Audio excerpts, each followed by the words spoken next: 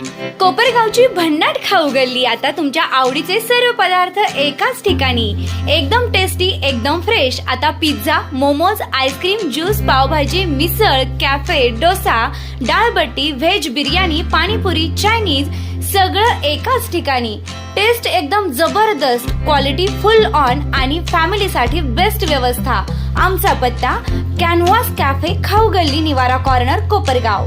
कोपरगाव नगरपालिका हद्दीतील बेटनाका परिसरात अहिल्यानगर मनमाड राष्ट्रीय महामार्गालगत असलेल्या नगरपालिकेच्या मुख्य पाणी पुरवठा जलवाहिनीचा वॉल फुटल्याने हजारो लिटर पिण्याचे पाणी रस्त्यावर आजूबाजूच्या परिसरात वाहून जात असल्याची धक्कादायक घटना समोर आली आहे।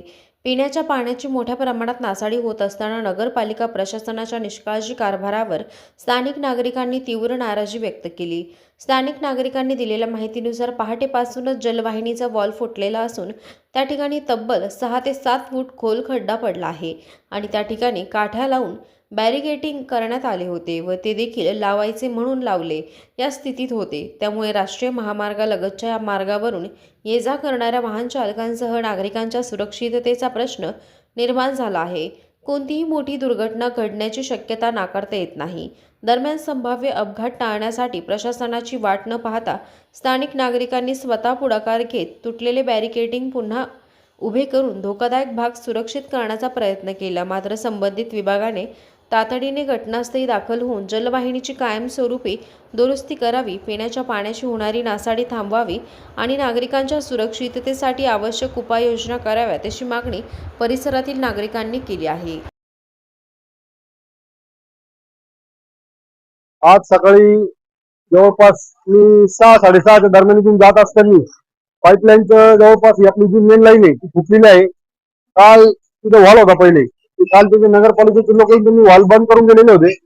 त्यांना मी काल सांगितलेलं होतं वॉल तुम्ही उद्या परत एकदा चेक करून घ्या, कारण पाणी उद्या परवा आज मुनिराजनगर मध्ये पाणी येणार आहे आणि बेटर पण पाणी येणार आहे। आता हे जे पाणी आहे हे पाणी वर पाणी भरण्यासाठी येतं टाकीमध्ये, तर पाणी खाली गेल्यामुळे पाणी सगळं वाया गेलेलं आहे। आज पाणी टाकी भरलेली नसेल आणि हे नगरपालिकेचं काम आहे। पाणी लिकेज चेक झाल्यानंतर पुन्हा चेक करायचं काम आहे नगरपालिकेचं, कारण एकदम म्हणजे बोगस कार्यक्रम चालू आहे। सगळं पाणी वाया चाललेलं आहे, पाणी 8 दिवसाआड कमी झालेलं आहे आणि आता पाण्याचा अपव्यय नगरपालिका करते त्याबद्दल मी त्यांचा जाहीर निषेध करतो। जे पाणी लिकेज आहे त्यांनी कमीत कमी 2 नगरसेवक या भागामध्ये त्यांनी जवळपास त्यांचे गाड्या जातात, त्यांना समजत नाही का, बघायचं काम नाही का नगरसेवकांचं, जनतेने सांगायचं त्यांना इथं पाणी लिकेज आहे, लिकेज आहे। नगरपालिकेचे जे माणसांनी काम केलेलं आहे त्याचं काम नाही का लिकेज चेक करायचं, सगळं काम आम्हीच सांगायचं, आम्ही टॅक्स भरायचा, त्यांना काम अक्कल आम्ही शिकवायची। मग हे काही निश्चित खुर्च्यांवर बसण्यासाठी फक्त तिथं आता त्याला बॅरिकेडिंग सुद्धा नव्हतं, जवळपास त्याला सगळं आम्ही बॅरिकेडिंग केलंय। ते एखादा ट्रक वगैरे जाऊन त्याच्यात काही जीवितहानी होऊ शकते। जवळपास 6 ते 7 फुटाचा खड्डा आहे, त्याचे सगळे बॅरिकेडिंग सगळे तुटलेले होते, त्याला आम्ही स्वतः पट्ट्या लावून आता सेफ्टीसाठी आम्ही त्याला बॅरिकेडिंग केलेलं आहे। काय आता लोकांना पण 8 दिवसाआड पाण्याची सवय झालेलीच आहे, पाणी 8 दिवसाआड येतच होतं।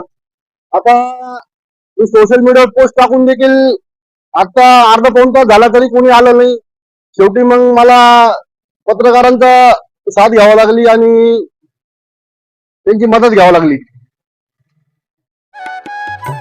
सर्वोत्तम पुरस्कार प्राप्त संस्था ज्योती सहकारी पतसंस्था।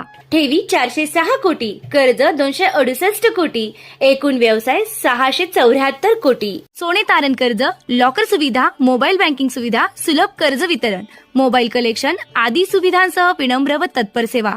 महाराष्ट्रातील एक अग्रगण्य संस्था ज्योती सहकारी पतसंस्था कोपर।